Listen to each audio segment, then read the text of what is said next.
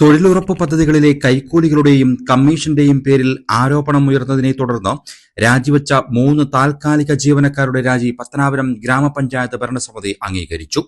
പുറത്തുനിന്നുമുള്ള തൊഴിലാളികളെ തൊഴിലുറപ്പ് പദ്ധതിയിൽ ഉൾപ്പെടുത്തി റോഡ് നിർമ്മിക്കുന്നതിൽ ക്രമക്കേട് നടന്നതായി ഉയർന്ന ആരോപണമാണ് 3 താൽക്കാലിക ജീവനക്കാർ രാജിവെക്കാൻ കാരണം.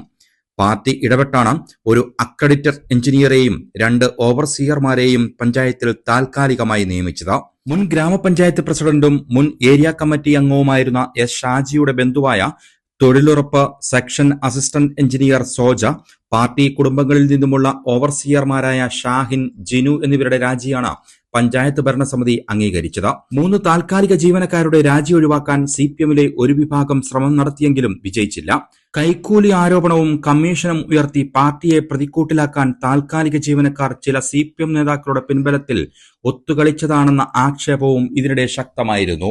സിപിഎം സമ്മേളനത്തിന് തൊട്ടു പിന്നാലെ പാർട്ടിക്കുള്ളിൽ ഉയർന്നുവരുന്ന അഭിപ്രായ ഭിന്നതകൾ സിപിഎമ്മിലെ വിഭാഗീയതയിലേക്കാണ് വിരൽ ചൂണ്ടുന്നതും. തദ്ദേശ സ്വയംഭരണ തെരഞ്ഞെടുപ്പിന് തൊട്ടുമുന്നേ സിപിഎമ്മിൽ ഉയരുന്ന അപസ്വരങ്ങൾ പാർട്ടിക്ക് ക്ഷീണമുണ്ടാക്കുമെന്ന് കരുതുന്നവരും ഏറെയാണ്.